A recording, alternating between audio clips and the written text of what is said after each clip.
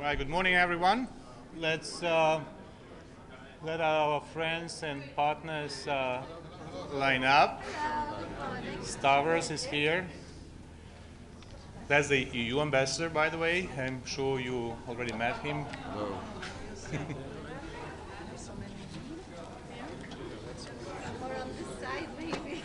I think you need really good lenses to take a proper picture this morning.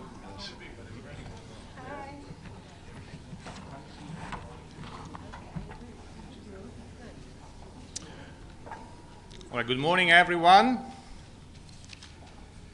On behalf of the governments of Albania, Australia, Austria, Belgium, Bosnia and Herzegovina, Bulgaria, Canada, Croatia, Cyprus, Czechia, Denmark, Estonia, Finland, France, Germany, Greece, Hungary, Iceland, Ireland, Israel, Italy, Japan, Latvia, Liechtenstein, Lithuania, Luxembourg, Malta, Marshall Islands, Monaco, Montenegro, the Netherlands, New Zealand, North Macedonia, Norway, Poland, Portugal, Republic of Moldova, Republic of Korea, Romania, Slovakia, Slovenia, Spain, Sweden, Ukraine, the United Kingdom, the United States of America, and the European Union.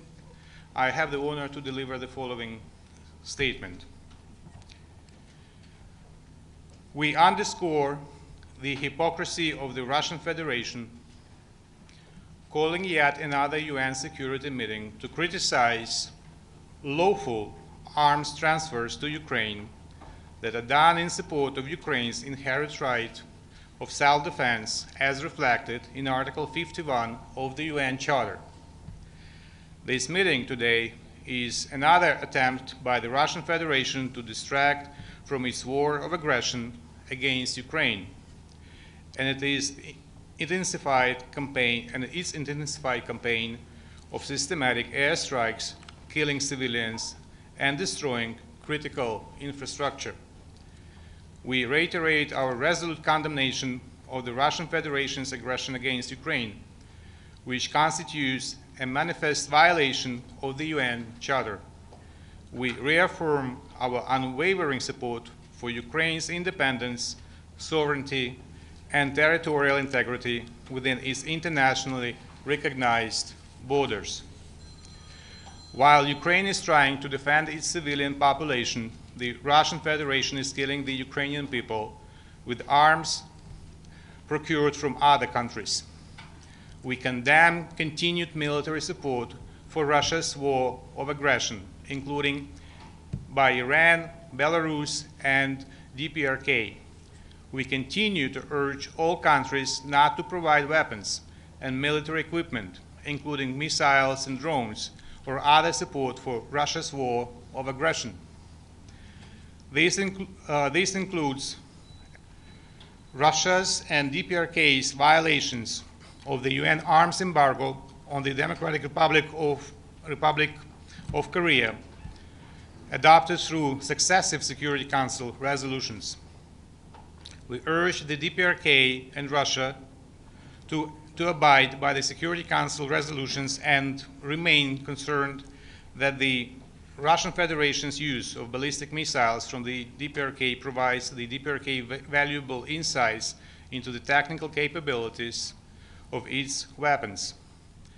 Additionally, there is clear evidence of Iran's unlawful transfers of armed Iranian UAVs to the Russian Federation when restrictions prohibiting such transfers under the UN Security Council Resolution 2231 were in place.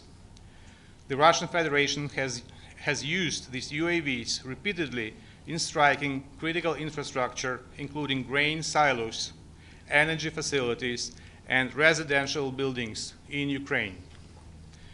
The Russian Federation's actions undermine the credibility of Security Council resolutions, undermine the global non-proliferation regime, exacerbate regional tensions, and endanger us all.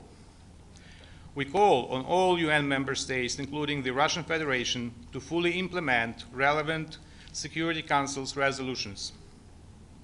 We must ensure accountability for the serious crimes under international law committed on the territory of Ukraine and ensure justice for all victims and the prevention of future crimes. We call on the Russian Federation to stop its war of aggression and withdraw immediately its troops from the territory of Ukraine within its internationally recognized borders. Thank you. Ambassador, are you worried? How worried are you about Zaporizhzhia since the IAEA said that the power was off yet again? It is a very dangerous situation. I would refer you to the statement issued by the International Atomic Energy Agency of January 19th, and the facts that the director of the agency is speaking about should be considered by the Security Council, and I'm looking forward to meeting with the director here in New York this week. Ambassador, can Ukraine win this war? Ukraine will win this war, but not only Ukraine, but the whole democratic world. Ambassador, the EU military aid is essentially deadlocked at this point, thanks to Hungary. There's another meeting expected in February. What are you expecting? What's your prospects for that? We have the full understanding with the EU leadership, and we are working close daily, and I'm sure that we'll find a way out. All right, thank you very much. Enjoy the meeting, if you can.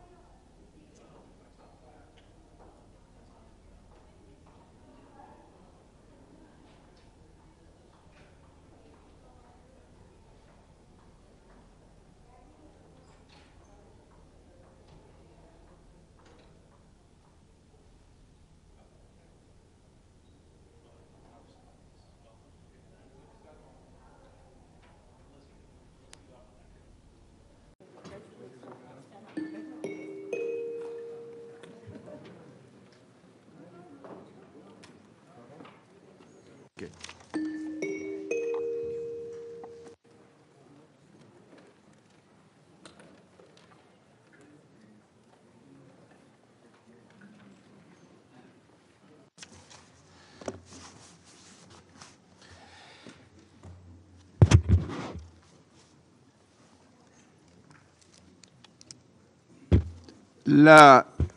The 9,533rd meeting of the Security Council is called to order. The provisional agenda for this meeting is threats to international peace and security. The agenda is adopted. In accordance with Rule 37 of the Council's Provisional Rules of Procedure, I invite the representative of Ukraine to participate in this meeting. It is so decided. In accordance with Rule 39 of the Council's Provisional Rules of Procedure, I invite Mr. Adedeji Ebo, Deputy to the High Representative of the United Nations Office for Disarmament Affairs, to participate in this meeting. It is so decided. The Security Council will now begin its consideration of Item 2 of the agenda. I now give the floor to Mr. Ebo. Thank you, Mr. President. Mr. President, distinguished members of the Security Council, Excellencies, ladies and gentlemen, I am providing this briefing on behalf of the High Representative for Disarmament Affairs, Ms. Izumi Nakamitsu, who is currently out of office.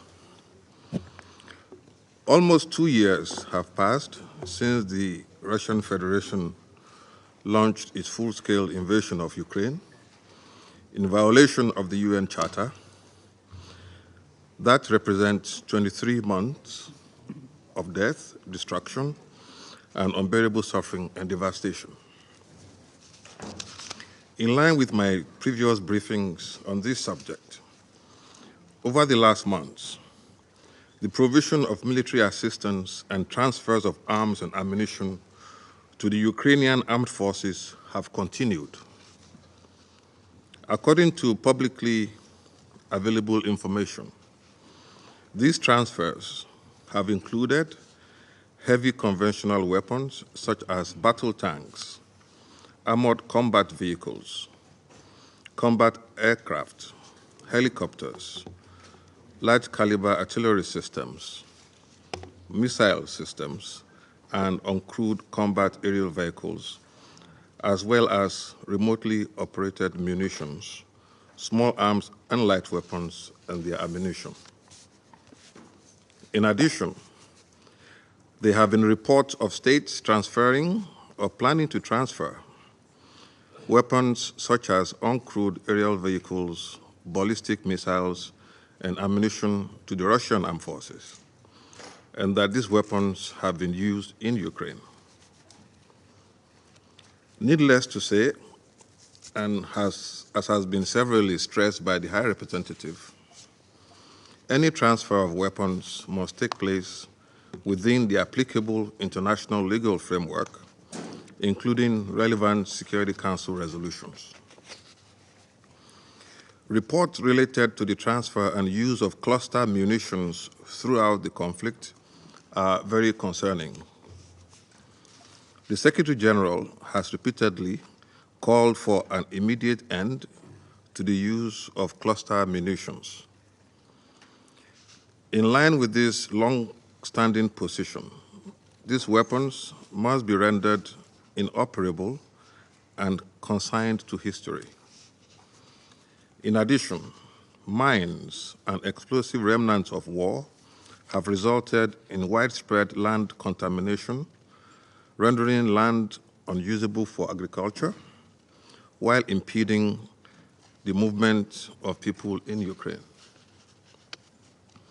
States which are not yet parties to the Convention on Cluster Munitions and to the Convention on the Prohibition of the Use, Stockpiling, Production, and Transfer of Anti-Personnel Mines, and on their destruction, should make all efforts to accede to these instruments.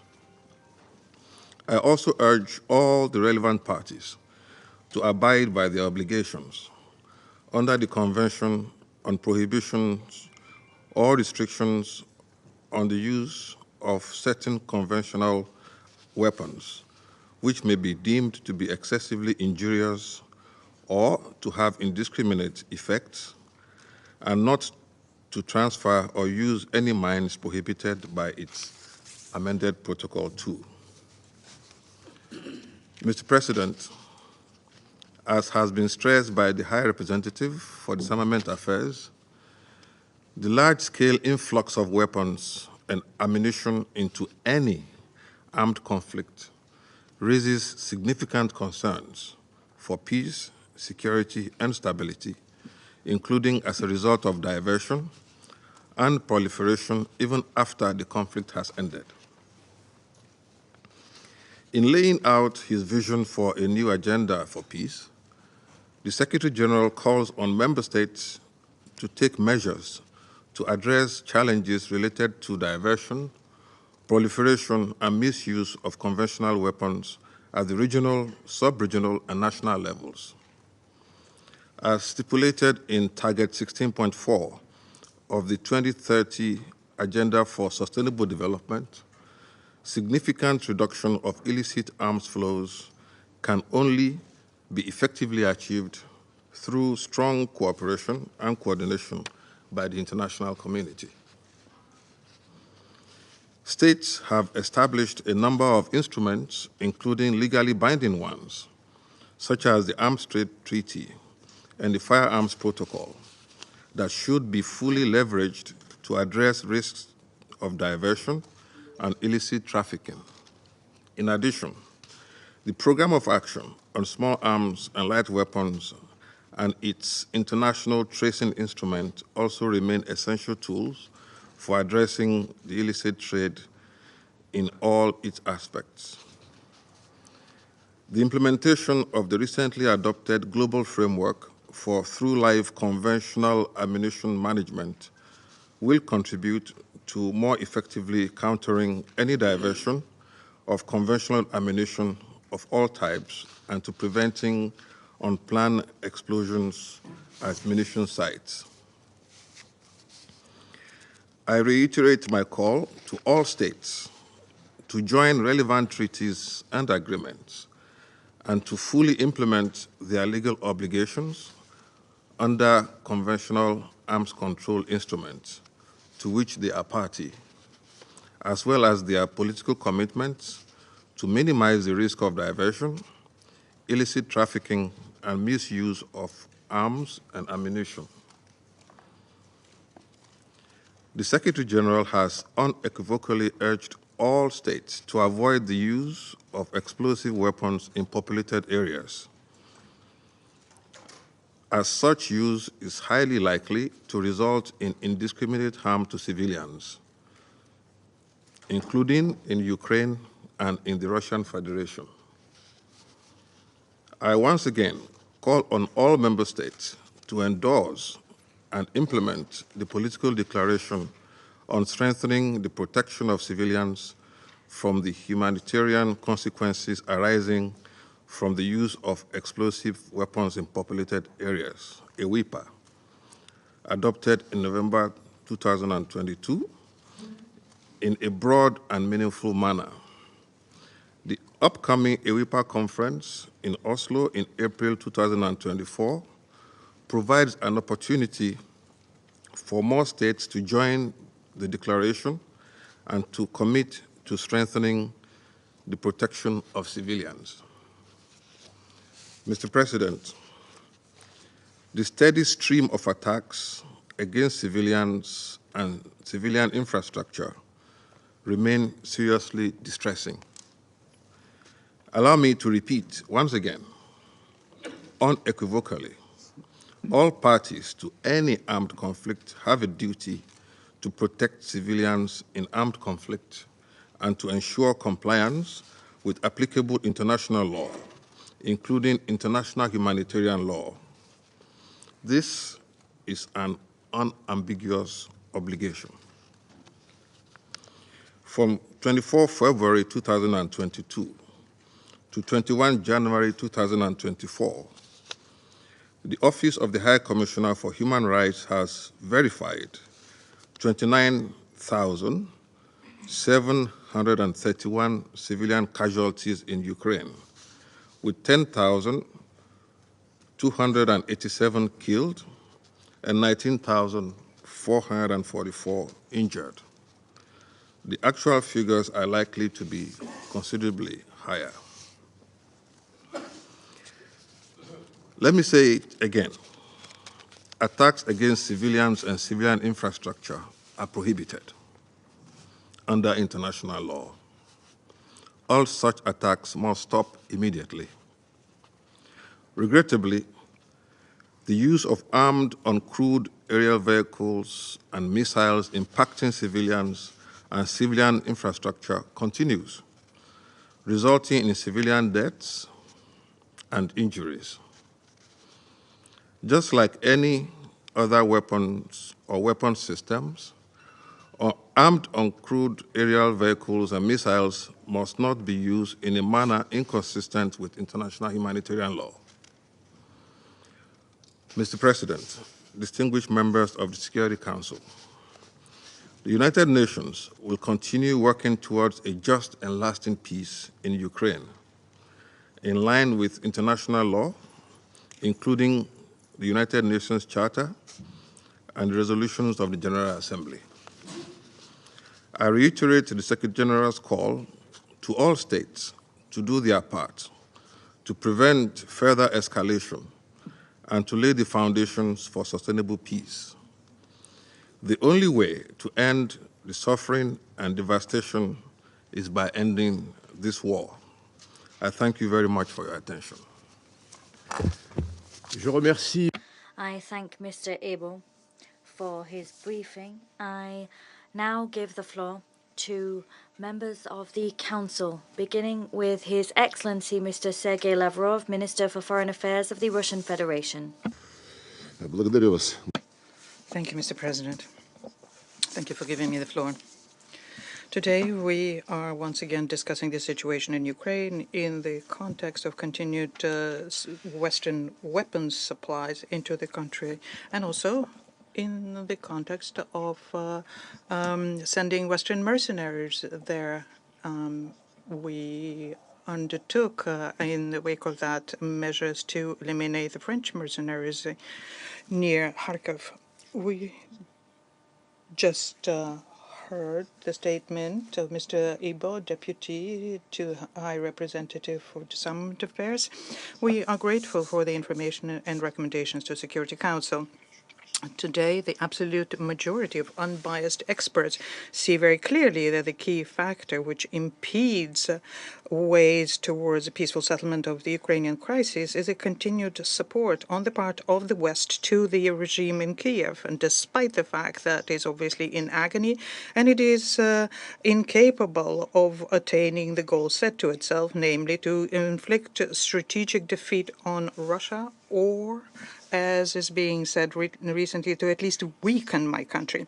The reality is such that despite the complete failure of UAF on the battlefield, the Western patrons of the Kiev regime continue pushing them. They're maniacal in this. They continue pushing them towards continuing with a senseless military confrontation.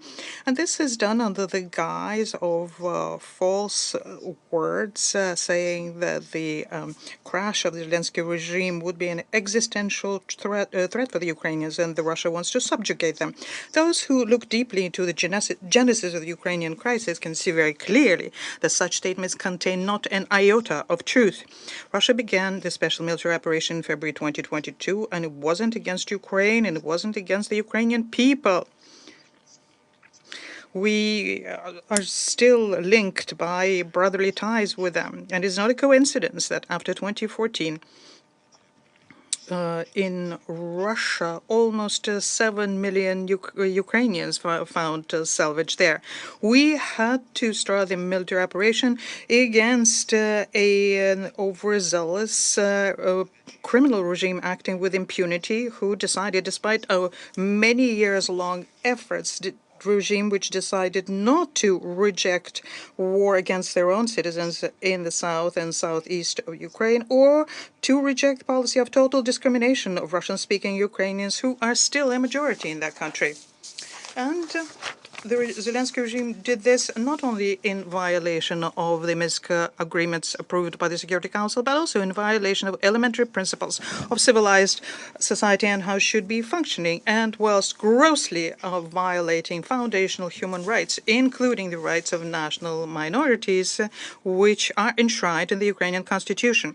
And the Western patrons of the Kiev regime, who were behind the unconstitutional coup in Kiev 10 years ago, throughout this time, not only did not rein in the leaders of the Kiev clique, but also, in addition, on the sly, under the guise of the Minsk agreements, continued arming Ukraine and preparing it for war with Russia. We know this for a fact to date, and this comes from the revelations by the people who participated that directly, who drafted and signed the Minsk agreements, who submitted them to the consideration and approval of this council. The reason why the West conducted itself in such a cynical and criminal way is obvious. Washington and other capitals in the recent times have been stating it openly. And it is that without losing the lives of their own soldiers, the West is fighting Ukraine, fighting Russia using Ukrainians, fighting Russia, which needs to be cut down to size. President Biden even talked about this being a great investment, and other U.S. officials also mentioned this expression about wonderful investment, and the UK colleagues as well. In the attempt to get Congress to agree to the new aid package for Ukraine, the representatives of the current administration sound even more cynical. We know from what they say, for example, that 90% of the military budget, which is being given by the U.S. to the Kiev regime, remains in the United States as being used to develop the military industry of the country and to update the weaponry. The old, ancient junk is being used in Ukraine. Most of major Ukraine plants and factories, for example, those which are manufacturing lithium, have been sold to the Americans. And the arable lands are under an indefinite lease at very, very low prices. One very good example here is the Soros entity received black topsoil lands for the purpose of burying their Western chemical waste. Mr. Blinken, Secretary of State of the United States, emphasizes that continuing assistance to Ukraine is a guarantee of creating new jobs in the United States. It's as though he's talking not about financing a war, which already resulted in hundreds of thousands of people's lives lost in Ukraine, but about a profitable business venture. The Europeans, and I'm referring to the common sense thinking part of that, the Europeans should wake up and understand that using the Zelensky regime, the United States are not only waging war against Russia, but they're also dealing with the strategic issue of drastically weakening Europe as their economic competitor. Washington undermined its energy independence. It's triggered dangerous crises tendencies in European economy and the social sphere. I'm not dwell too much even on the issue of the act of terror on the Nord Stream.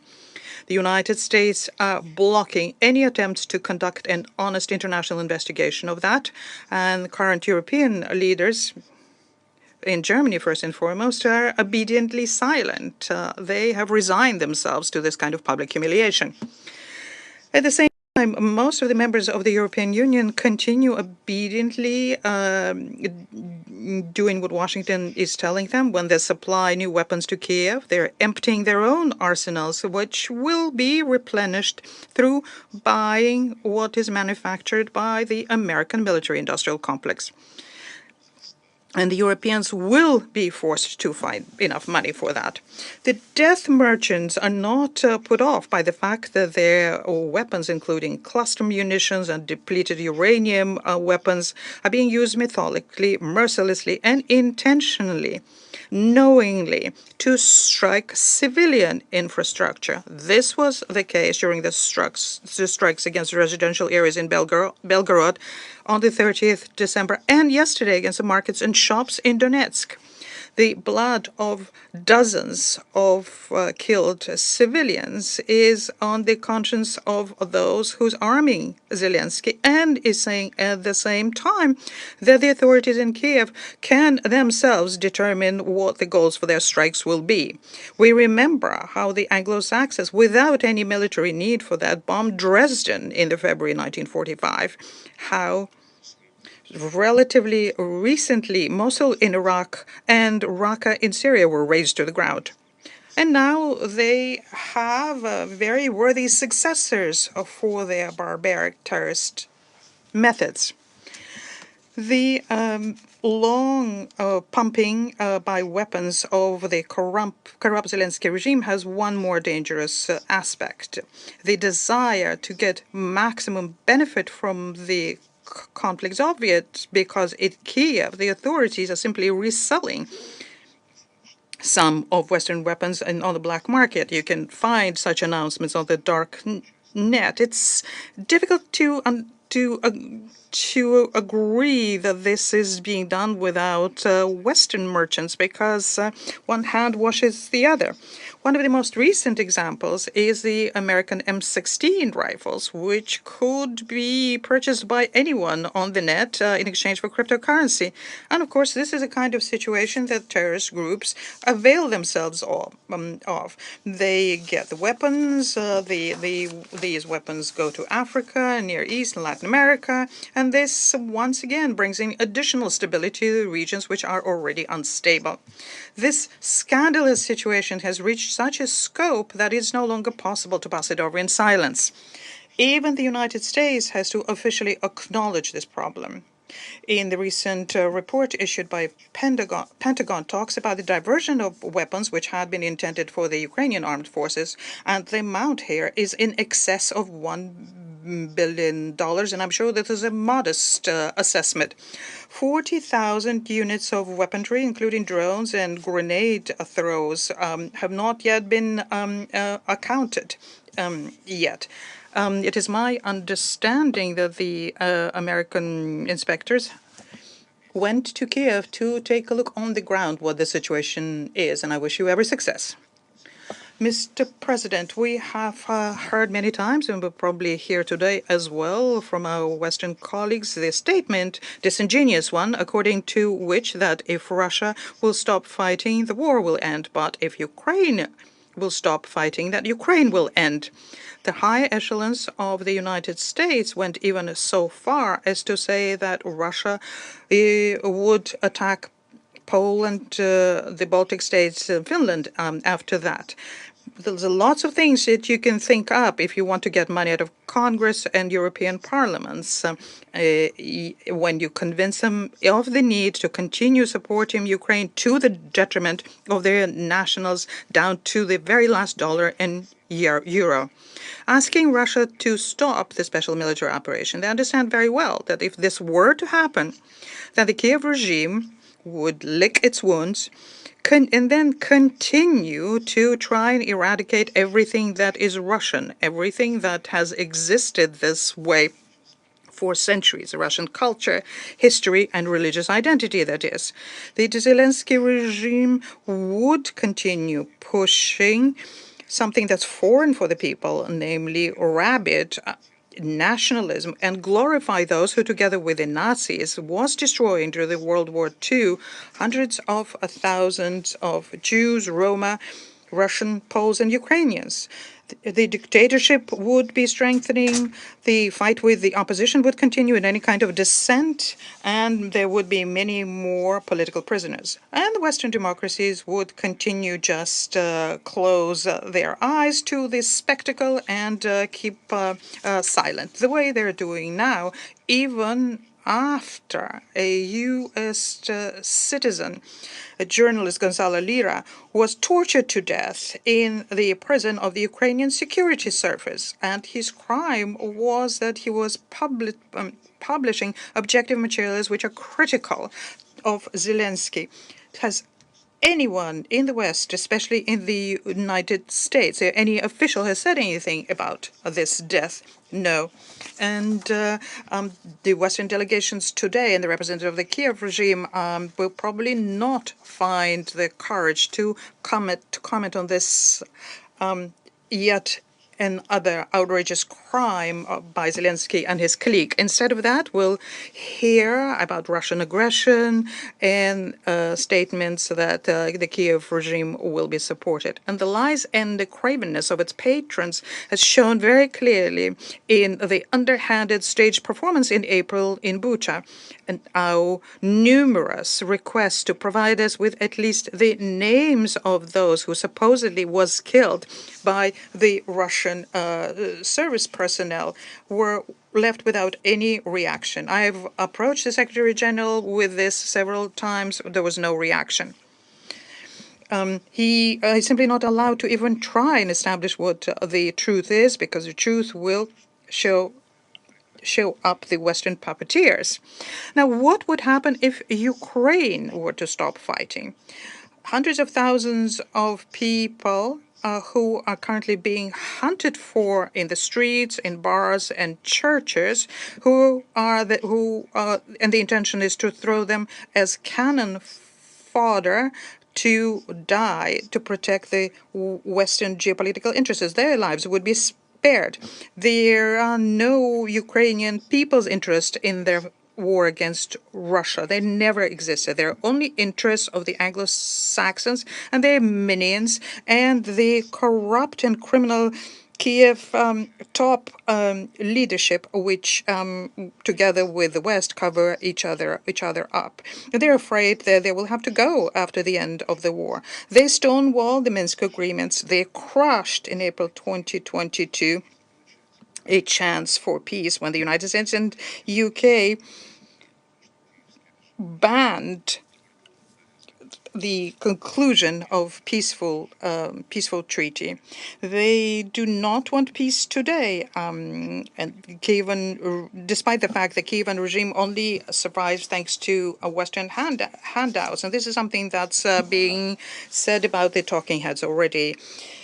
Most people in Ukraine are beginning to understand who their true enemy is and who have been threatening them with Russia through lies and trying to cancel our history. And this change in the consciousness is being seen in the social networks. Despite censorship, a truth will out about people, how people live in Crimea and other territories reunited with Russia. And despite the predictions of the Kiev propagandists, Russia and Ukrainians live together in peace. New authorities are dealing with people's issues and not lining their pockets. And the contrast here is obvious. So that is why in Ukraine and the West, this information is being suppressed. It's dangerous because it shows how Russians and Ukrainians can and should live under conditions where the West is not allowed to interfere into the relationship between brotherly peoples and not to act as an old, as a colonizer and try to pit the two people against each other. And as brothers and good neighbors should, they will live after the end of this special military operation, which will implement its goals either militarily or peacefully.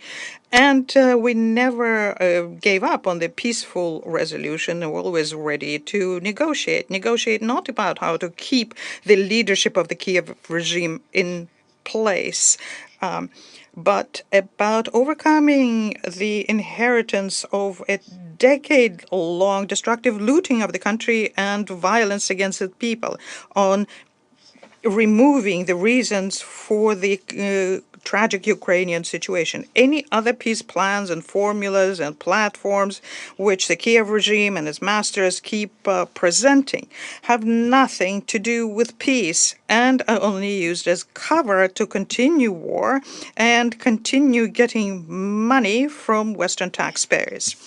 It is unfortunate that the UN Secretariat is risking its reputation when it participates in an absolutely surreal so-called Copenhagen format. All of these formulas are a road to nowhere, and the sooner Washington, London, Paris, and Brussels realize this, the better for Ukraine and the West. The West, for whom the crusade against Russia has already created clear reputational and existential risks. My advice is to heed this and take notice of this before it's too late. I thank you for your attention. Je remercie. I thank Mr. Lavrov for his declaration, and I now give the floor to the representative of Malta. President, I also thank High Representative Ebo for his informative briefing. Nearly 2 years ago, the Russian Federation, during its presidency of the Security Council, decided to violate fundamental principles of international law by launching a fully fledged war of aggression against its sovereign neighbor, acting thus in complete opposition with its duty to maintain international peace and security. Today's meeting is yet another attempt to rationalize the unjustifiable and seek to provide a narrative where the victim is the aggressor and the aggressor the victim. President, Malta condemns Russia's ongoing campaign of systematic airstrikes against civilian targets and critical infrastructure in Ukraine that began on December 29th.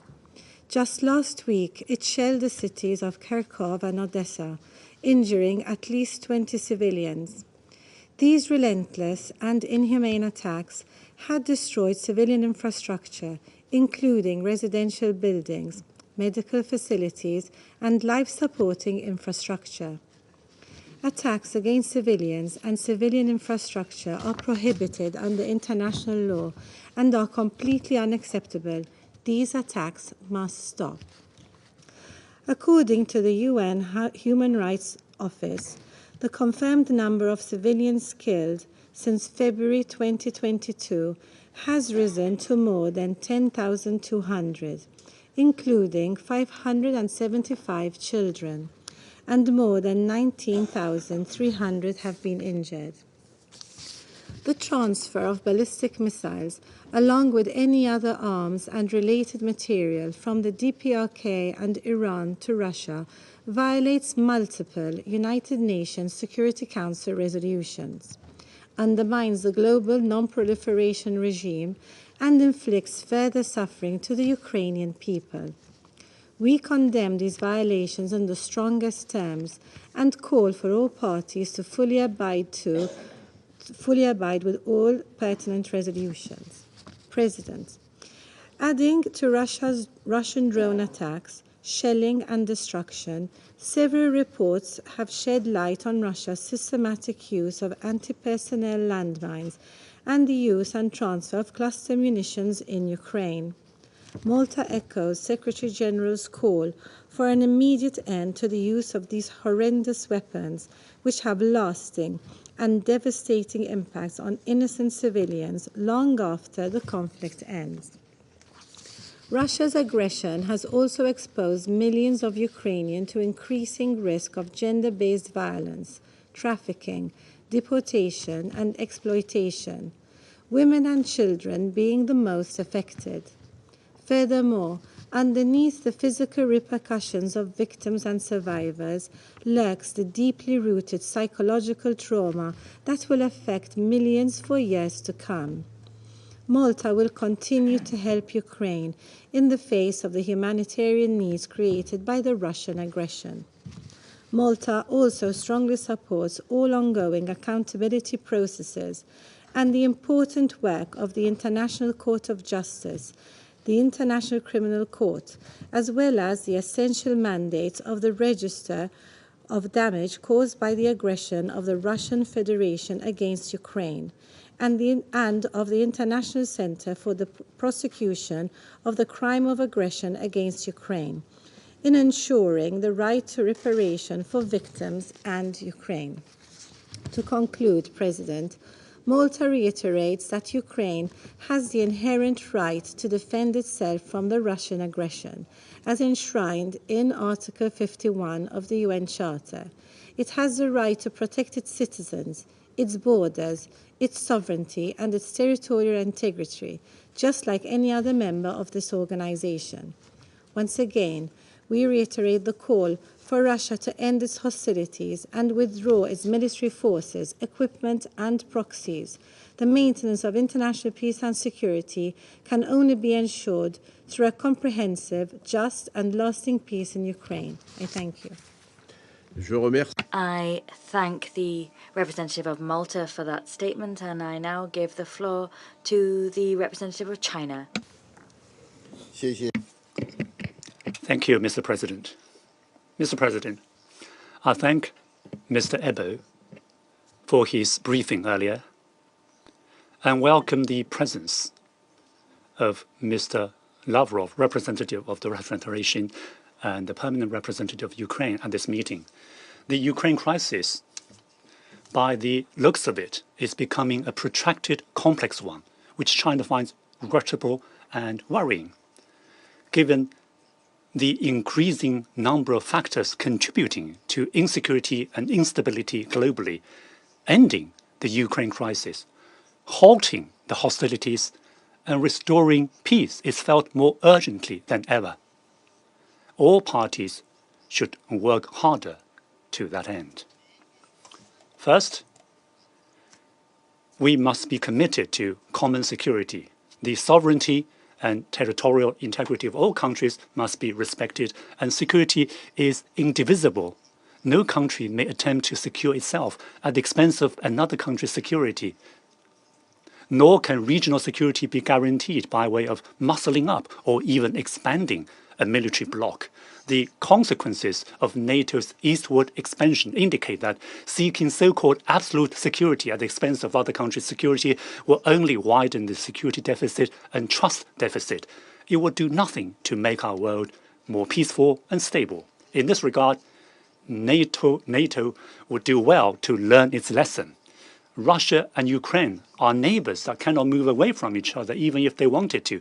Their respective legitimate security concerns should be taken seriously by each other. The ultimate way out of the conundrum lies in an effort on the part of both countries and other parties concerned to build a balanced, effective, and sustainable security architecture guided by the vision of common, comprehensive, cooperative, and sustainable security. Second, negotiations must be resumed as soon as possible. There are no winners in conflict or war. Peace cannot be achieved by feeding weapons into the battlefield, and prolonged fighting will only result in more civilian casualties. We urge compliance with international humanitarian law to the letter and effective protection of civilians and civilian infrastructure. We must remain highly vigilant about nuclear safety risks. Diplomatic efforts must not be abandoned or given up under any circumstances. We call for the prompt launch of direct engagement and stepwise resumption of negotiations with a view to forging consensus to end the hostilities. The international community and the UN should create enabling conditions to that end. Other parties should refrain from any unconstructive action or any irresponsible rhetoric. Third, humanitarian needs must be effectively addressed. With a high incidence of devastating attacks and civilian casualties, the destruction of infrastructure, and the inclement winter weather, humanitarian needs in conflict areas are on the rise, and the humanitarian situation is distressing. We support the international community and the humanitarian organizations in stepping up their effort to provide wintering relief for the populations in the affected areas, improve humanitarian conditions on the ground and head off a humanitarian crisis of a greater magnitude. Fourth, we must spare no effort to stem the spillover of the crisis. At a time when the Palestinian-Israeli conflict drags on and some hotspot issues are at the risk of flaring up, the world cannot afford to see further spreading of geopolitical clashes. At the same time, the global economy is slowing down. Developing countries are finding it even harder to achieve the SDGs on the 2030 agenda. And the negative impacts of the Ukraine crisis and the Palestinian-Israeli conflict have added snow to the icy cold global economy.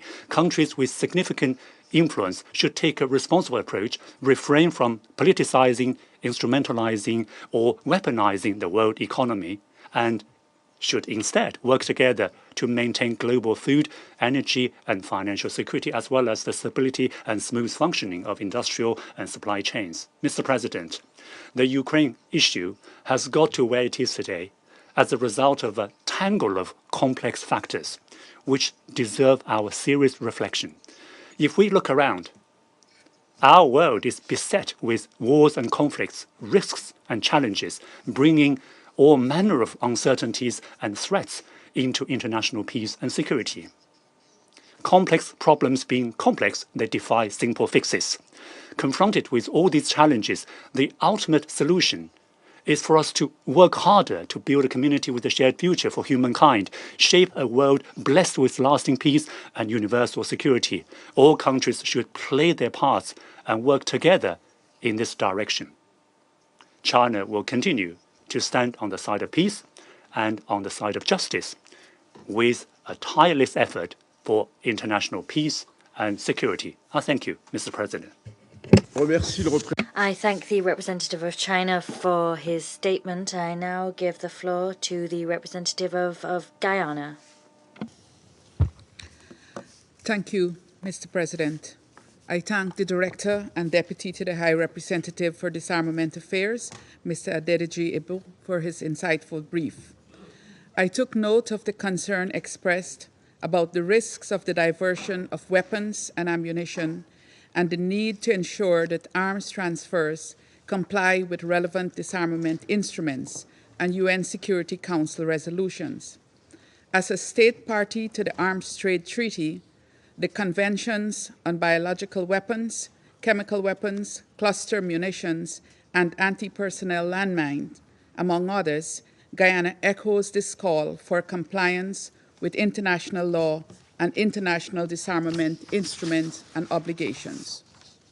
We share the view that the supply of weapons and ammunition into any armed conflict situation has the potential to further escalate or prolong the violence and risks of diversion.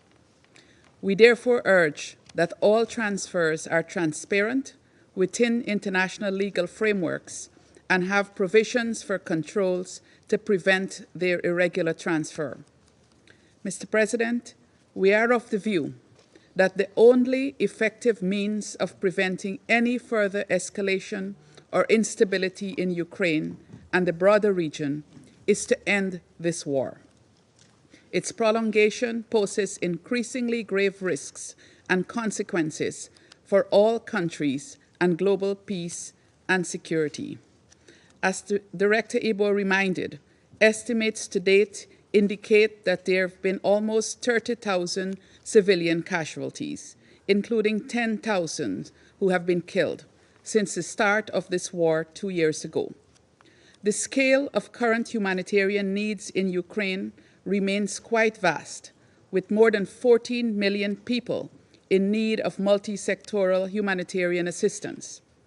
Equally alarming is the fact that 4 million people, including nearly 1 million children, are still displaced within Ukraine, while over 6 million continue to live as refugees in neighboring and other countries. UNHCR estimates that close to $1 billion is needed to support the humanitarian needs in Ukraine and in host countries. These figures are staggering. As we call upon the international community to scale up humanitarian support, we urge the parties to commit to a serious political and diplomatic process toward ending the conflict peacefully and with full respect for the sovereignty and territorial integrity of Ukraine. War has no place in the world in this 21st century. It is time that we come together to end the hostilities and deploy the necessary resources to rebuild lives. I thank you. I thank the representative of Guyana for that statement. I now give the floor to the representative of the Republic of Korea.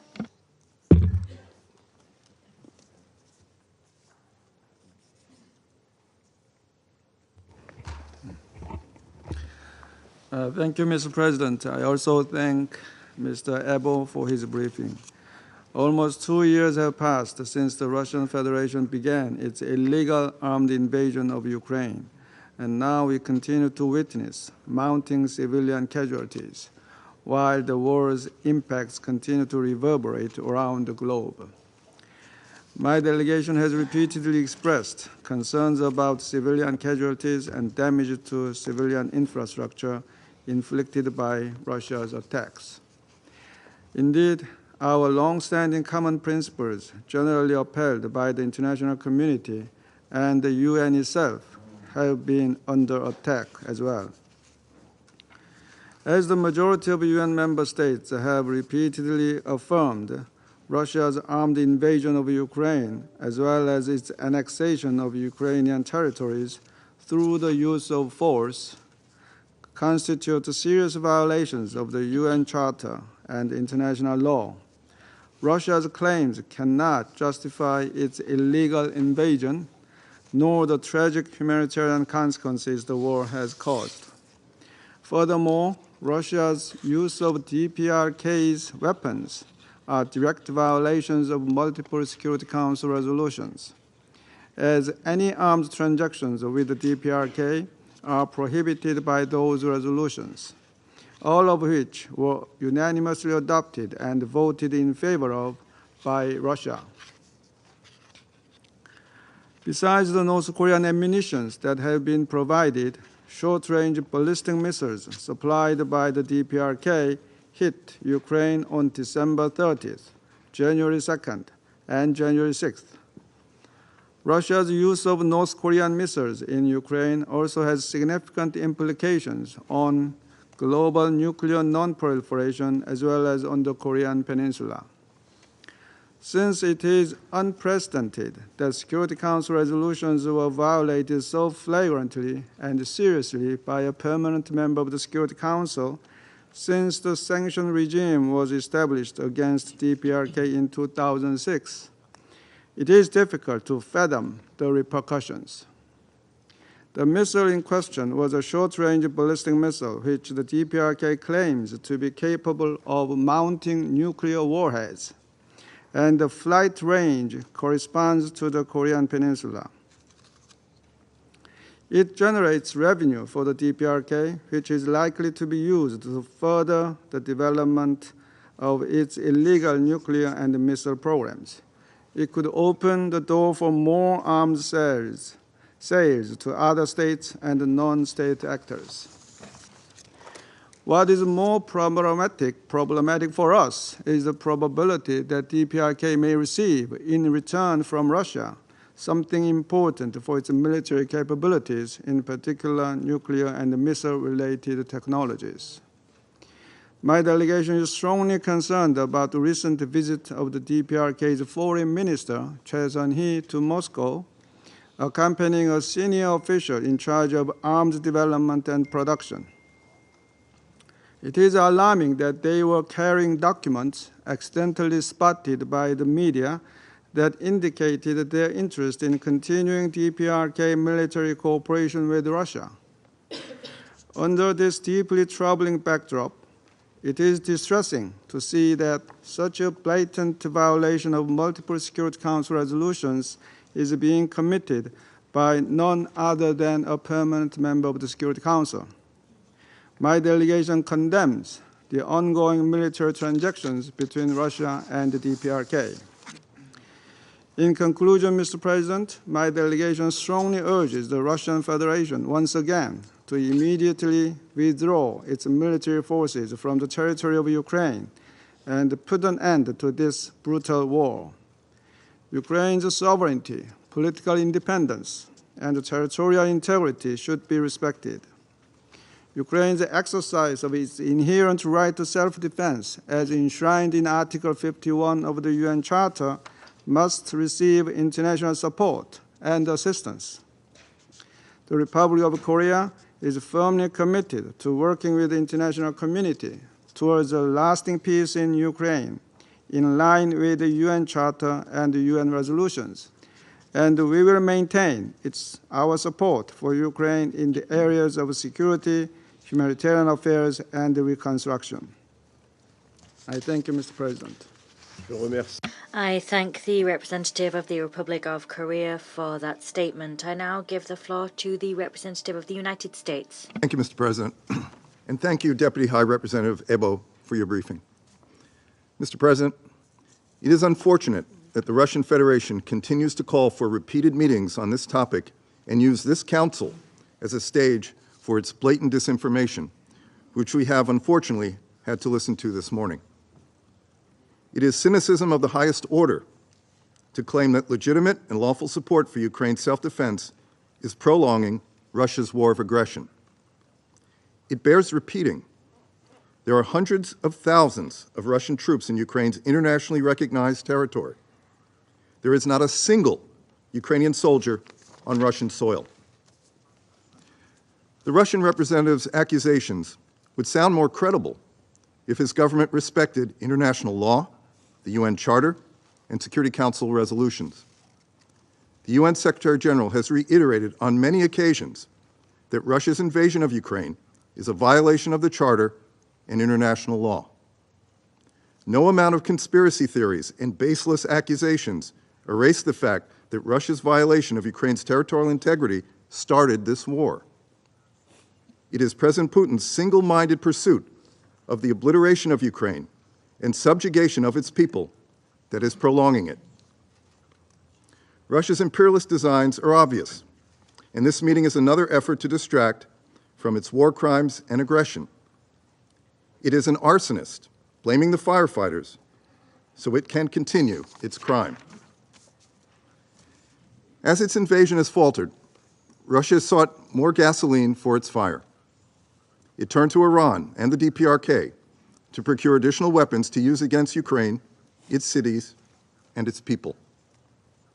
Russian forces have now used against Ukraine DPRK-origin ballistic missiles acquired in violation of Security Council resolutions at least 3 times. Last year, the United States brought to light clear evidence of Iran's unlawful transfers of armed Iranian UAVs to Russia, despite restrictions in place at the time of this acquisition under Resolution 2231. These unlawful arms transfers and potential technology transfers from Russia to the DPRK undermine regional stability and the global nonproliferation regime. This Council must hold to account any country that undermines its obligations under UN Security Council resolutions. Mr. President, it is clear no country has paid a bigger price for Russia's aggression and wants peace more than Ukraine. The Ukraine-led peace formula meetings are a clear sign of continued interest from the international community in a just and lasting peace based on the UN Charter. Last week, more than 80 countries gathered in Davos for the 4th iteration of these meetings. Contrast these efforts with Russia, which speaks of an openness to dialogue while launching massive aerial assaults against Ukrainian cities. While Ukraine has been engaging in diplomacy with the international community, Russia has responded by launching missiles. Russia even attacked Ukraine while the Secretary General and an African peace delegation were visiting Kyiv. Don't just listen to Russia's words. Look at its actions. Russia can end this war today, but until it chooses to do so, the international community must continue to support Ukraine, the UN Charter, and the principles necessary to bring about a just and lasting peace. Russia must immediately withdraw its forces from Ukraine's internationally recognized borders, cease its unlawful procurement of DPRK origin materiel, and meet its responsibilities as a member of this Council and the international community. Thank you, Mr. President. Je remercie. I thank the representative of the United States for that statement. I now give the floor to the representative of Mozambique. Thank you, Mr. President. Mr. President, I would like to start by thanking the French presidency for convening this important briefing on Ukraine. I also thank Mr. Adedeji Ebo, Deputy to the High Representative of the United Nations Office for Disarmament Affairs, for his valuable insights. Mr. President, despite repeated pleas for peace and multiple sessions of this Council on Ukraine, any plausible resolution remains elusive as we approach the 700-day mark since the conflict started. The persistence of hostilities is a clear indication of the shortcomings of our existing diplomatic attempts. It is critical that we find faster, more practical ways to help quell this Ukraine conflict and reach a sustainable settlement. Mr. President, as we stated repeatedly, the unchecked flow of weapons not only exacerbates the conflict, but also complicates any peace-making efforts.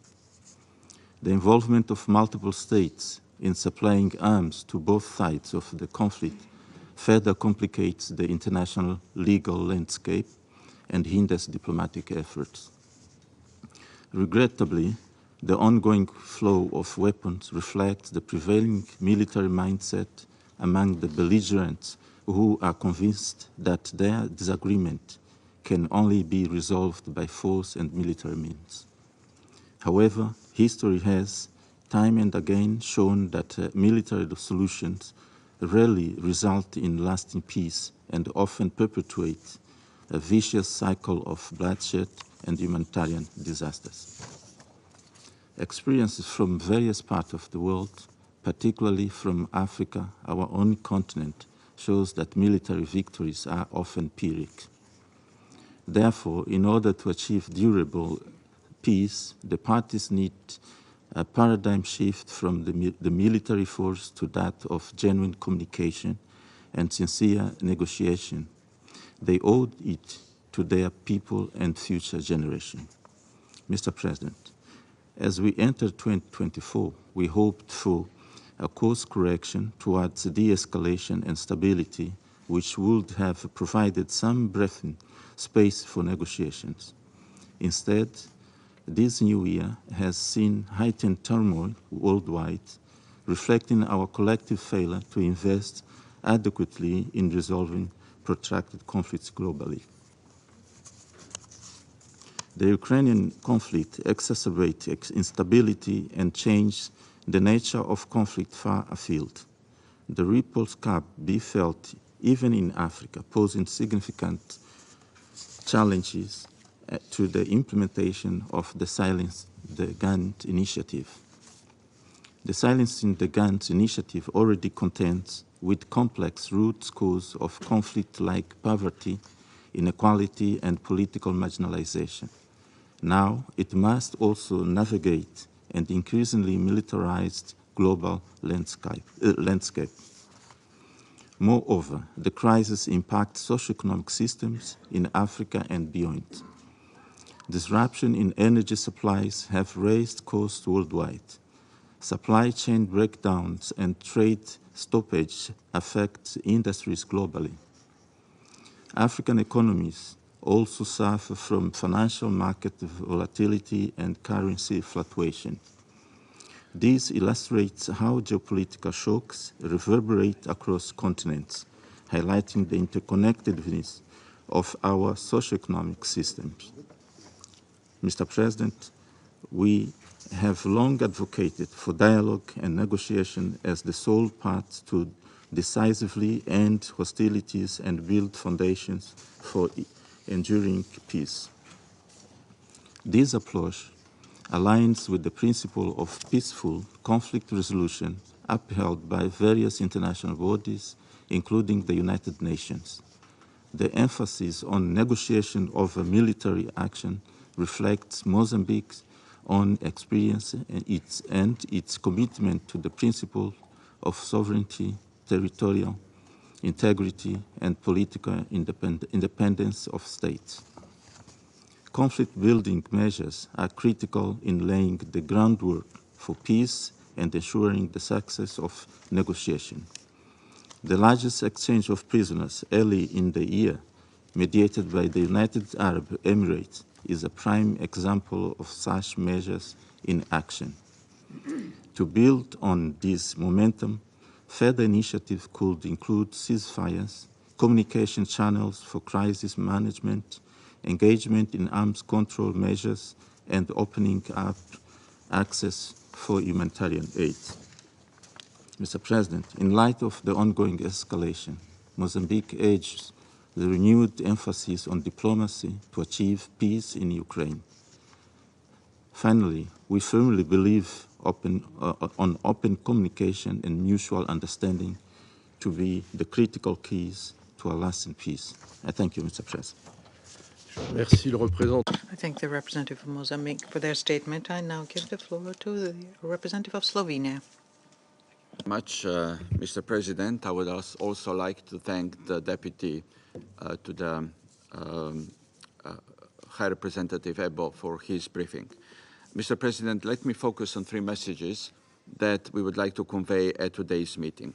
First, on the arms transfers. We would like to state our deep concern over the military cooperation between Russia and DPRK, as well as Russia's import of DPRK ballistic missiles. These actions constitute serious violations of multiple UN Security Council resolutions and should be further addressed by the Council. Second, Russian Federation is waging a war of aggression against its neighbor. As simple as that. It's indeed cynical and quite audacious to wrap up ONU's aggression into concerns for European autonomy, for European taxpayers, for European soil, or for European civilians that you keep bombing. No, thank you. A number of countries, including my own, are responding to the request for help from Ukraine with one sole purpose: helping Ukraine to protect its citizens, helping Ukraine to defend itself on its own territory, in accordance with the right to self-defense of the Article 51 of the UN Charter. And we are looking for the day when Russia withdraws its troops, peace returns to Ukraine, and the two neighbors are able to coexist peacefully. Until then, we will be calling on the Russian Federation to stop the aggression and to comply with Helsinki Charter of 1975 on inviolability of European frontiers, and to comply with Article 2 of the UN Charter on refraining from the use of threat or use of force against the territorial integrity of any state. Third, my country entered this Council with a clear aspiration to contribute to building trust, peace and security whenever, wherever we can. The same international law, international humanitarian and human rights law that Russia Federation is applying to the situation in Gaza applies to Ukraine as well. We remind Russian Federation of its call against double standards. Thank you. I thank the representative of Slovenia for their statement. I now give the floor to the representative of Sierra Leone. Mr. President, I thank you for convening this briefing. Let me also thank the Director and Deputy to the High Representative for Disarmament Affairs, Mr. Adedeji Ebo, for his briefing. Sierra Leone continues to express grave concern about the regrettable situation created in Ukraine by the war, with its serious ramifications for international peace and security. As already noted, this is based on our fundamental belief in the sanctity of the UN Charter, its principles, and the purposes of the organization. Accordingly, Sierra Leone has been consistent in expressing commitment to the Charter of the United Nations and respect for its principles and international law, including the principles of sovereign equality of all United Nations member states, the territorial integrity or political independence of member states, non-interference, and peaceful settlement of dispute. As we have already outlined our principal position on the conflict in Ukraine in this chamber, including reiterating our call for the full respect of the national sovereignty and territorial integrity of Ukraine within its internationally recognized borders, we have the strong conviction that the parties to the conflict, as well as the involved parties, must take meaningful steps towards the immediate cessation of the hostilities and urge for good faith diplomatic efforts to resolve the conflict. As noted already by our briefer, the UN Human Rights Office has verified that at the end of 2023, well over 10,000 civilians have been killed and more than 18,000 injured since the conflict in Ukraine began in February 2022. Over 10 million have been forced to flee their homes, including over 6.3 million who have sought refuge outside of Ukraine. The war in Ukraine has been going on for over 2 years without an end in sight and a seeming military stalemate. In this regard, Sierra Leone notes the Russian Federation's claim that Western arms transfer to Ukraine is prolonging the war and undermining efforts to resolve the conflict. Additionally, Sierra Leone also takes note of the claim by some members of the Council that the Russian Federation is receiving arms from sanctioned member states in violation of relevant Security Council resolutions. Sierra Leone is of the firm view that the supply of weapons in any armed conflict creates risk of escalation and diversion of resources, particularly from socio-economic development. This has been demonstrated in the Ukraine conflict with the increase in the death toll and the massive destruction of civilian infrastructure over the past 2 years. Sierra Leone therefore calls for measures to prevent the diversion of ammunition and weapons, such as pre-transfer risk assessment and end-users verification, to help to support conflict prevention and post-conflict recovery, among other things. Sierra Leone condemns any form of illicit transfer of weapons and reiterates that any transfer of weapon must take place within the applicable international legal framework. Mr. President, the humanitarian situation in Ukraine is not improving, and we have previously stated in this Council that over 14.6 million people, about 40% of the Ukrainian population living in Ukraine, will need humanitarian assistance in 2024. In our view, the focus in Ukraine conflict should be threefold. First, seeking an end to the conflict. We therefore call on the parties to the conflict to cease hostilities and engage constructively in order to find a political and diplomatic solution as envisaged in Article 33 of the UN Charter.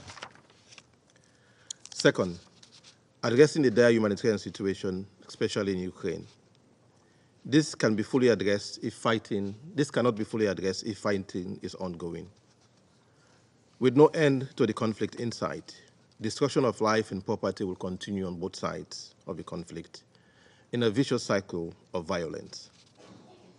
Third, avoiding a nuclear disaster. With fighting ongoing in and around nuclear facilities and plants, there is no denying the potential of these facilities being hit by a projectile from either side in the conflict, which in turn will lead to a situation no one in this Council is willing to ever contemplate. Let me close, Mr. President, by furthermore reiterating Sierra Leone's call for the immediate cessation of the hostilities and for the full respect of the national sovereignty and territorial integrity of Ukraine within its internationally recognized borders, in line with the UN Charter and international law. We urge for good faith diplomatic efforts to resolve the conflict, which includes giving due consideration to the legitimate concerns of all involved parties. I thank you. Je remercie. I thank the representative of Sierra Leone for their statement. I now give the floor to the representative of Ecuador. Thank you, Mr. President. I acknowledge the presence of the Minister for Foreign Affairs of the Russian Federation, Mr. Sergey Lavrov. I convey my gratitude to Mr. Adedeji Ebo, Deputy to the High Representative of the United Nations Office for Disarmament Affairs, for his briefing. I welcome Ukraine to this meeting. Ecuador has stated emphatically that war, occupation, and armed violence fuel human rights violations and abuses. The recent report published by the United Nations Human Rights Monitoring Mission in Ukraine reveals an alarming escalation in the number of civilian casualties in that country.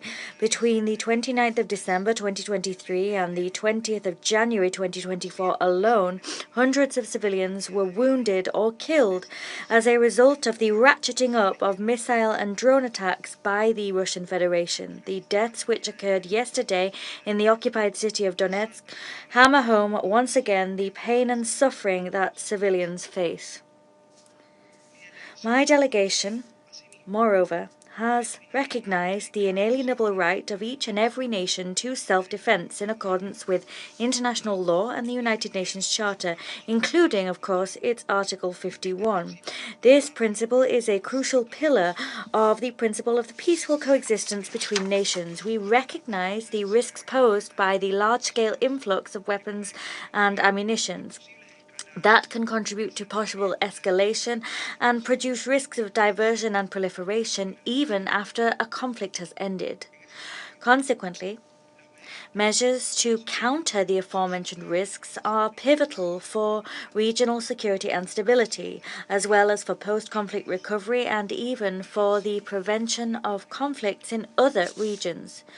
We reiterate that it is necessary to prioritize the protection of civilians and to respect restrictions imposed by international humanitarian law regarding the use of explosives in populated areas and the destruction of civilian infrastructure indispensable to the survival of the population. Any transfer of weapons must take place in accordance with the applicable legal framework and must be subject to guarantees that will ensure that the principles of distinction, proportionality and precaution are upheld. Moreover, we reiterate our urgent appeal to all parties to the conflict to guarantee unfettered access to experts from the IAEA to all areas of the Zaporizhzhia nuclear power plant in Ukraine. It is vital that the security and protection of that plant be guaranteed. And it is vital to avoid an accident that would have devastating consequences not only for Ukraine but for the region and the entire world. Mr. President, Ecuador values any international efforts designed to prioritize negotiations and diplomacy. Once again, we insist that Russia's occupation and military aggression against Ukraine must end. That was a provision of the ICJ order issued on the 16th of March 2022. That would pave the way towards a peaceful solution rooted in respect for the principles of the United Nations Charter. Thank you. I thank the representative of Ecuador for their statement. I now give the floor to the representative of the United Kingdom. Thank you, President. I thank Mr. Ebo for his briefing. Colleagues, 2 years ago, Russia began its full-scale invasion of Ukraine. Since its illegal and unprovoked attack, over 300,000 Russian personnel have been killed or wounded. Mothers and wives of these soldiers have been arrested or ignored. Thousands of Russian anti-war protesters have been detained. Media organizations have been shut down, and many journalists are now in Russian prisons. Russian military modernization has been set back 18 years. Now, Russia's defense industry strips down fridges for parts. It orders its weapons from the DPRK in violation of multiple resolutions agreed in this chamber under this Russian foreign minister's instruction. Its purchase and use of Iranian drones involves both states violating a Security Council resolution. And for what? To lose more than half of the land it seized in February 2022 and a fifth of the Black Sea Fleet? To have its economy deprived of over $400 billion by sanctions and hundreds of thousands of young Russians who've emigrated for a better future? This war benefits no one. Not Russians, and certainly not Ukrainians. Colleagues, last time the Russian Foreign Minister was here, he spoke of protecting the rights of Russian speakers in Ukraine. Yet the only threat to any civilian in Ukraine continues to come from Russia.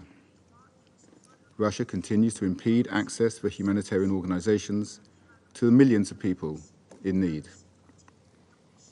The UN Commission of Inquiry has reported a systematic pattern of torture against Ukrainian civilians by Russian authorities.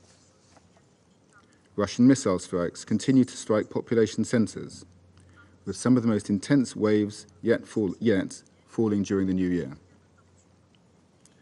And Russia says it wants peace.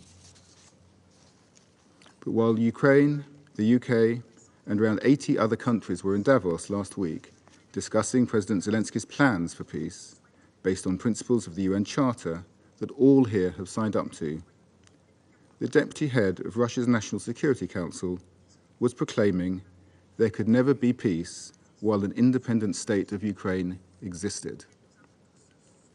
That is not peace. That is subjugation, which would threaten Ukraine's very existence as a state and usher in a new era of global instability. This is why the UK will continue to replenish Ukraine's air defences, to help it shield its civilians from these brutal attacks. This is why we've signed a new long-term agreement on security cooperation and announced £2.5 billion more in military aid and £18 million more in humanitarian aid for Ukraine. Because Ukraine's security matters for global security. President, as my Prime Minister said on his recent visit to Kyiv, we remain unwavering in our commitment to Ukraine's sovereignty and territorial integrity within its borders, to ensuring Ukraine's ability to defend itself, to resist future coercion, to choose its own future, and to prosper peacefully. Thank you. Je remercie. I thank the representative of the United Kingdom for their statement. I now give the floor to the representative of Algeria. Monsieur le Président. Thank you. Thank the Director at the DG EBO for his briefing. Algeria expresses its deep concern about the increase of hotbeds and tension worldwide, while our collective efforts fails to bring lasting and peaceful solution to conflict.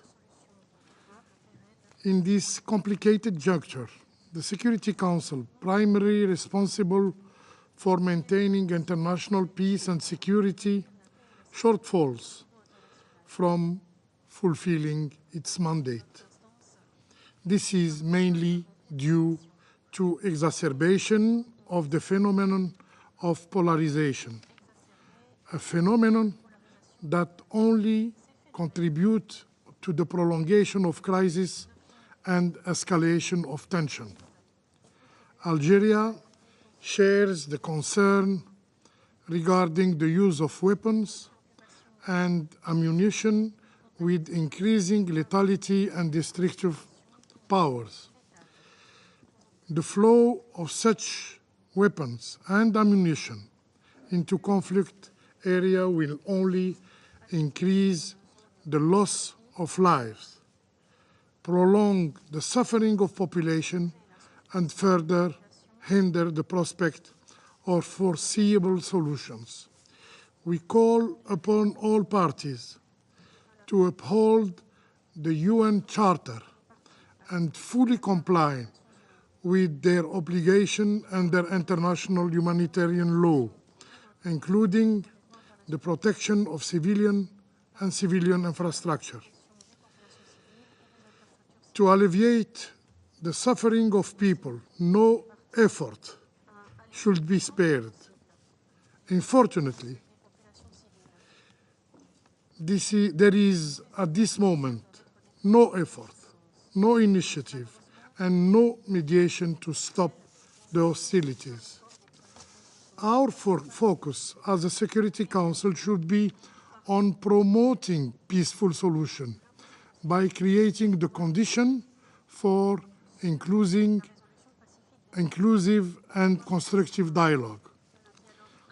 This endeavor must be guided by the principle of peaceful settlement of disputes. Algeria believes that only a just and lasting peace based on the purposes and principles of the UN Charter and the legitimate security concern of all parties can resolve the crisis. We also believe that it is paramount to promote and intensify international diplomatic effort to achieve peace, not only in Ukraine,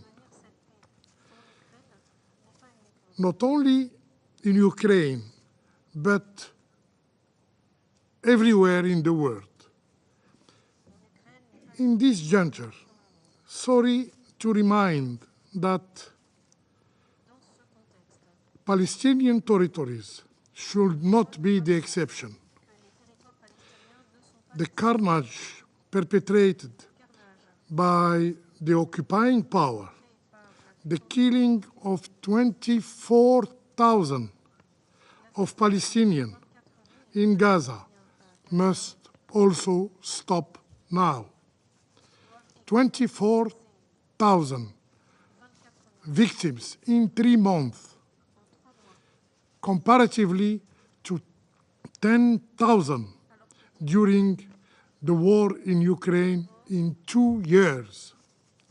I cannot describe otherwise the horror of killing hundreds of innocent children and women every day in Gaza and depriving an entire population of basic services and humanitarian assistance indispensable for their survival. Let us not forget the Palestinians in Gaza. For us, Palestinian lives also matter. I thank you. Je remercie. I thank the representative of Algeria for their statement. I now give the floor to the representative of Switzerland. Thank you, Mr. President. I would also like to thank Mr. Ebo, Deputy High Representative for Disarmament Affairs. I thank him for his contribution. In 1956, the UN Secretary General of the time, Dag Hammarskjöld, reminded us here in this room that, and I quote, "the principles of the Charter are by far greater than the organization in which they are embodied, and the aims which they are to safeguard are holier than the policies of any single nation or people." The universality of these principles forms a backbone of international law and of relations between peoples and nations. One of these fundamental principles is the prohibition of the use of force. Russia's military aggression against Ukraine is a flagrant violation of this principle, which Switzerland condemns in the strongest possible terms. After almost 2 years, the suffering caused by this war reminds us of the centrality of the Charter and its principles. As the Secretary General said last week in Davos, I quote, "When global norms collapse, so does trust." And this is why Switzerland once again urges Russia to cease hostilities immediately and to withdraw its troops from Ukrainian territory. Ukraine, under the UN Charter, has the right to ensure its security and defend its territorial integrity and sovereignty. We reiterate that compliance with multilateral conventions and instruments on arms transfers, including the resolutions of this Council, is essential. We are particularly concerned by reports that Russia would have received weapons and even used ballistic missiles from the Democratic People's Republic of Korea in the recent attacks.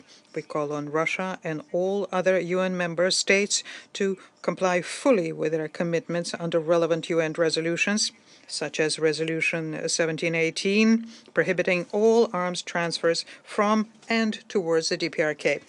Mr. President, After almost 2 years since the start of the military aggression, the Ukrainian population is relying on international solidarity to stay warm, to have a place to live, and not to go hungry. The unprecedented intensification of Russian attacks on towns and infrastructure throughout the country in extreme winter conditions is killing civilians by the hundreds and is accentuating humanitarian needs. We also deplore the attacks on civilians in Russian-controlled eastern Ukraine, notably in Donetsk on Sunday. We recall the international humanitarian law must be respected at all times, and the parties to the conflict must ensure the protection of the civilian population and respect the rules governing the conduct of hostilities. We echo the UN's call to meet the needs of Ukrainians inside and outside their country. 2024. I can assure you that Switzerland will continue to make its contribution. However, as long as the military aggression continues, the suffering will continue as well. And efforts to achieve a just peace in Ukraine must therefore be redoubled. True to our long-standing commitment to peace, we are ready to support any initiative and dialogue aimed at achieving peace in accordance with the UN Charter. The participation of 82 countries and international organizations at the 4th meeting of national security advisors in Davos last week testifies to the growing desire to discuss the principles for restoring lasting peace in Ukraine. We welcome this willingness to work for peace on a trans-regional level. Switzerland wishes to make its contribution in this respect. That's why, at the request of the Ukrainian president, we have committed ourselves to efforts aimed at consolidating a common understanding of the path to lasting peace in Ukraine, shared by the broadest possible representation of countries. In this way, a high-level conference would help lay the foundations for future peace negotiations involving all parties in the spirit of the UN Charter, which calls for the peaceful settlement of disputes. Mr. President, this war ultimately concerns all the signatory states of the Charter, as it is contrary to this universal treaty. As an elected member of the Security Council and beyond, we are deeply committed to the realization of the principles of the Charter and to the protection and restoration of peace on our continent and elsewhere. I thank you. I thank the representative of Switzerland for their statement. I now give the floor to the representative of Japan. Mr. President, I thank Deputy to the High Representative for Disarmament Affairs, Adedeji Ebo, for his briefing. Russia has called for these meetings, claiming that Western arms transfers to Ukraine are aggravating the crisis and undermining efforts to achieve a peaceful solution. One loses count of how many times Russia has requested similar Security Council meetings since its aggression against Ukraine began in February 2022, simply for its political purposes. Russia has expressed its concern about the support for Ukraine, which is to assist Ukraine in defending its sovereignty and territorial integrity against. There is no doubt that this support is just and legal under international law. On the other hand, Russia ruthlessly using its own weapons, including those obtained from North Korea against Ukraine, by violating Security Council resolutions, on top of its aggression violating the UN Charter in the first place. Russia has killed so many civilians and then calls for peace without hesitation. Given the countless number of victims and injuries, no reasonable person can be convinced by its words. Accountability remains of the utmost importance. Mr. President, as repeatedly emphasized, this is not merely a European issue. It affects the whole of the international community, including Japan. Russia has been challenging the legitimate international judicial institutions such as the ICC and ICJ, as well as ignoring the voices of General Assembly and people around the world. Its actions shake the very foundation of the international order based on the rule of law. Therefore, this is not about choosing side between Russia and others, nor is it a conflict between the West and Russia, as Russia often claims. In this war of aggression, there are only those who violate the UN Charter and those who defend it. This is an undeniable fact which cannot be changed, no matter what Russia attempts to do. We respect the calls and efforts for peace by many countries. Peace is desired by all.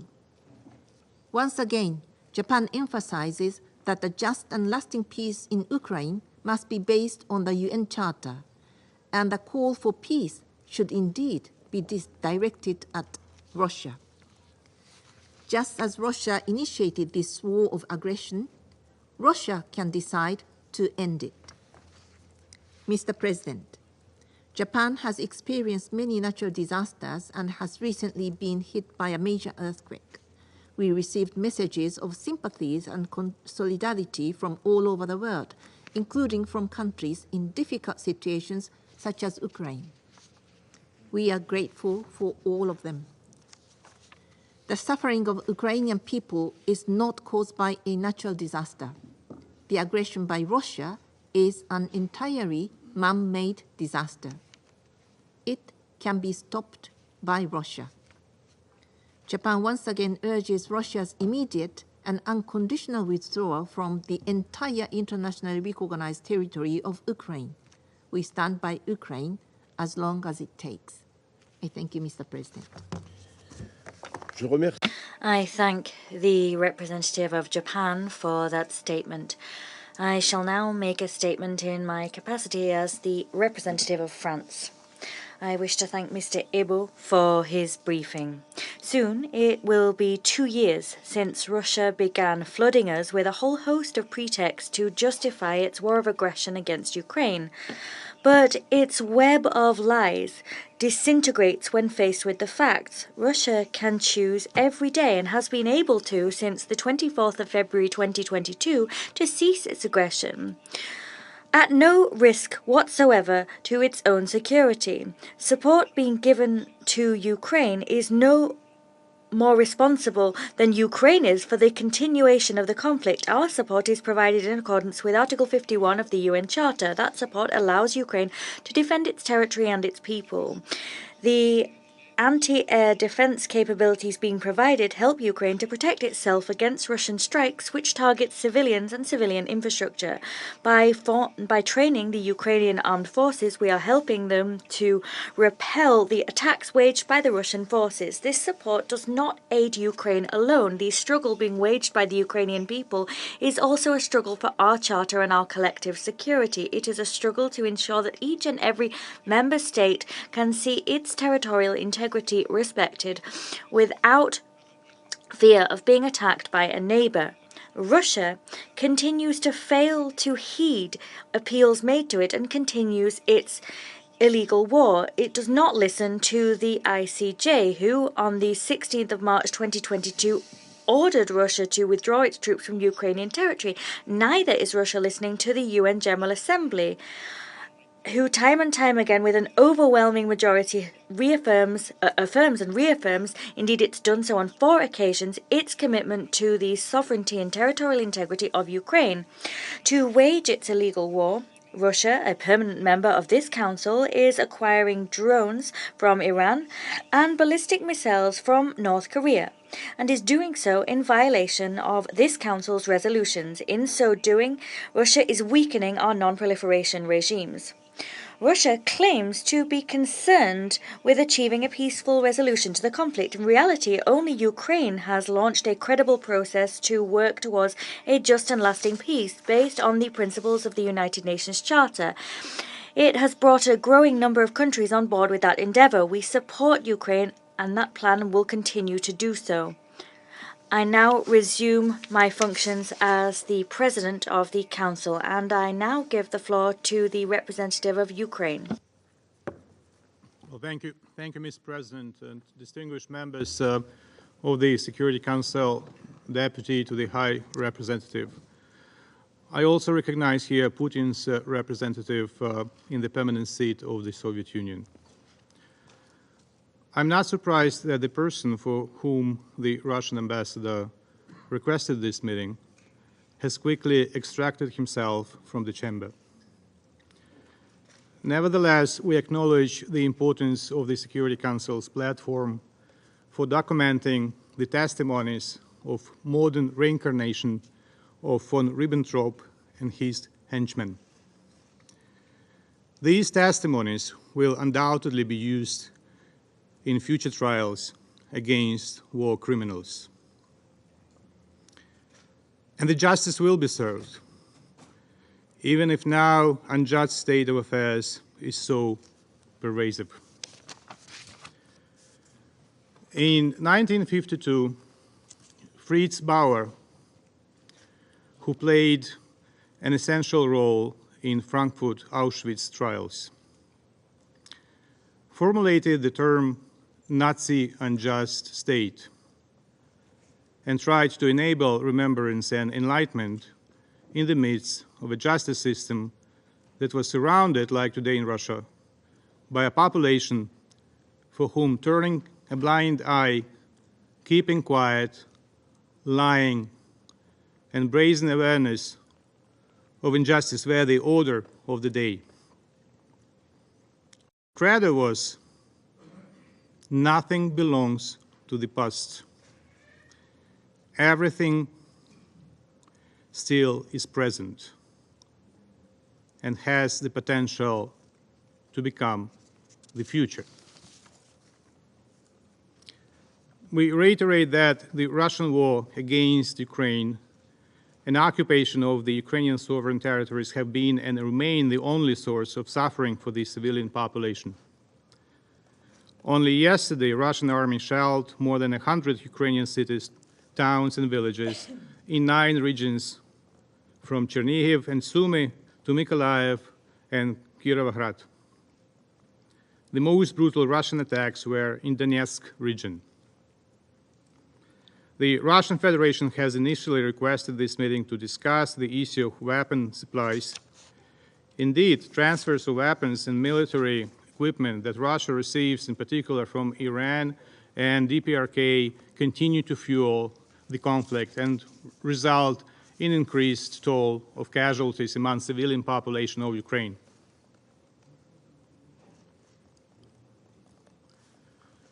The same Fritz Bauer, whom I have already quoted, once told his colleague, and it was some years after the military defeat of the Nazi regime, he said, "As soon as I leave the confines of my office, I'm on enemy territory. When I leave my office here in New York, I'm not on enemy's territory." And prior to the Security Council meeting, the group of the UN member states delivered a joint statement on the matter of the supply to the Russian Federation by some states in violation of the relevant Security Council resolutions of weapons and munition. I'm not alone, as you have seen an hour ago, and I'm not in the enemy territory here in the Security Council. And I invite everyone to read the statement very carefully. And if you like, you can still join the statement. Mr. President, another testimony, or rather full confession, was made last week by certain Medvedev, former Russian president and current Putin's deputy in the Russian Security Council. He openly and honestly outlined in his Telegram channel real goals of the Russian war against Ukraine. That is, to kill all Ukrainians as long as they want to have their own independent country. One can hardly have another perception of the following statement, and I quote, "The existence of Ukraine is fatally dangerous for Ukrainians. They will understand that life with Russia in a large common state, which they do not want very much now, is better than death. Their deaths and the deaths of their loved ones. And the sooner Ukrainians realize this is, the better." This is the manifesto of genocide, plain and simple, that could only be compared to another manifesto written almost 100 years ago and known under the title Mein Kampf. Much has been already said about the fact that Russia's actions and words precisely repeat those of the Nazis. One may find it awkward that Russia accuses others in neo-Nazism to justify its aggression. In fact, that is a psychological phenomenon of projection when own thoughts, feelings, and ideas are attributed to others. Therefore, the catchphrase, "war till the last Ukrainian," which has been used so often by the Russian delegation in this chamber as an accusation, is in fact their keen desire. As follows from the confession by certain Medvedev, they indeed are going to wage a war until last Ukrainian, just because the model of their world does not contain neither Ukraine nor Ukrainians. And this is the only reason for Russia to be so obsessed with both the Ukrainian resilience and the global solidarity with my country. The solidarity that results in particular in supplying weapons to assist Ukraine to exercise our right to self-defense in strict accordance with the Article 51 of the UN Charter. It is imperative to underscore that Russia's determination to inflict harm on Ukrainian civilians has not diminished. On the contrary, it has intensified significantly. Russia has increased number of attacks along with number of missiles launched across Ukraine. And the statistics of victims have decreased because most of Russian missiles do not achieve their targets, solely due to the bolstered air defense provided by our allies. This is what literally saves our children, alongside the evacuation measures implemented by Ukrainian authorities to protect residents in the most dangerous areas. Mr. President, yesterday marked the 100th anniversary since the death of Lenin, another idol of today's Russians, and the leader of Bolsheviks' coup d'etat in Russia. You may recall how often Putin publicly blamed him for creating Ukraine. It may seem baffling that among the initial actions done by Russian invaders in many occupied Ukrainian settlements were the re-erection of Lenin's monuments. However, this was quite logical as the current Kremlin dictator strives to closely follow in the footsteps of the Bolshevik predecessor, who in reality had a very straightforward maxim that he repeatedly conveyed to his accomplices, and I quote, "If we lose Ukraine, we lose our head," and you lost your head quite so. The colonial and imperial mentality towards Ukraine has always been a hallmark of Russian authorities, whether it be Tsars, Soviet communists, or Putin's criminals. And from their perspective, peace in the current war is a way to lose Ukraine. This is why the Russian Federation so strongly opposes the peace formula implementation. It is rather a rhetorical question: what exactly prompts Russia's objections? The idea of comprehensive, just, and lasting peace, or the fact that this peace should be based on the principles of the UN Charter?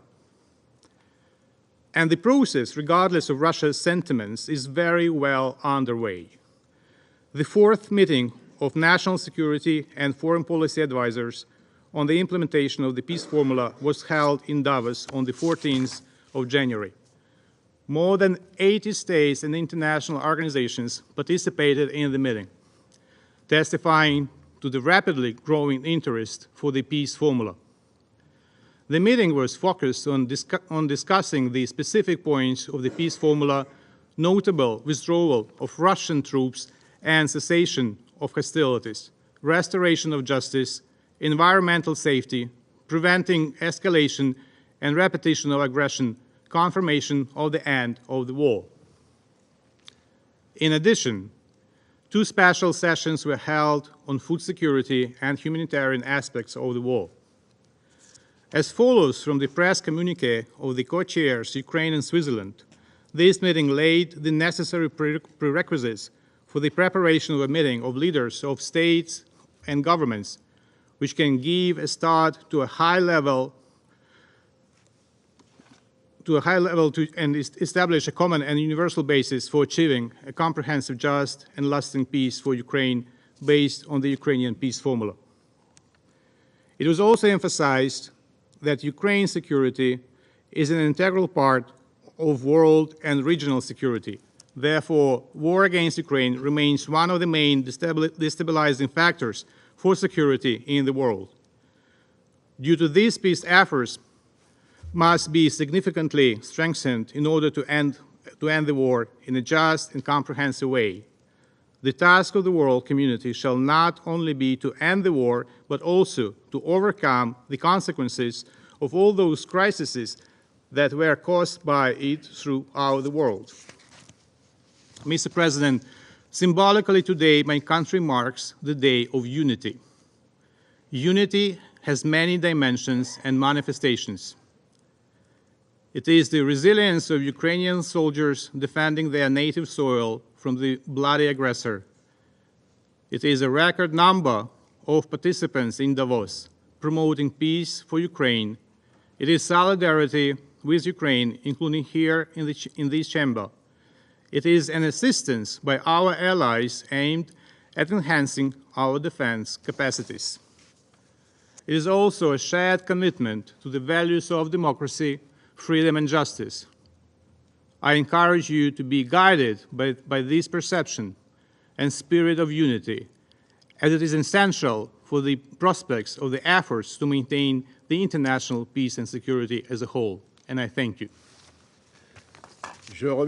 I thank the representative of Ukraine for his statement. There are no more speakers inscribed on my list. The meeting is adjourned.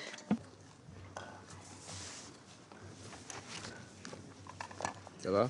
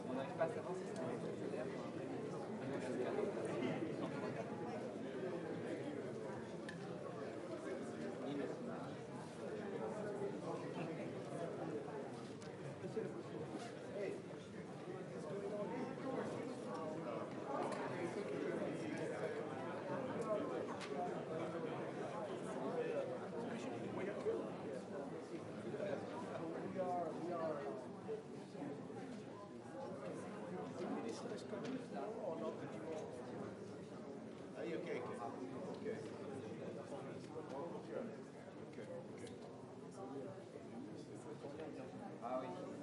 Ok, ya lo sabíamos.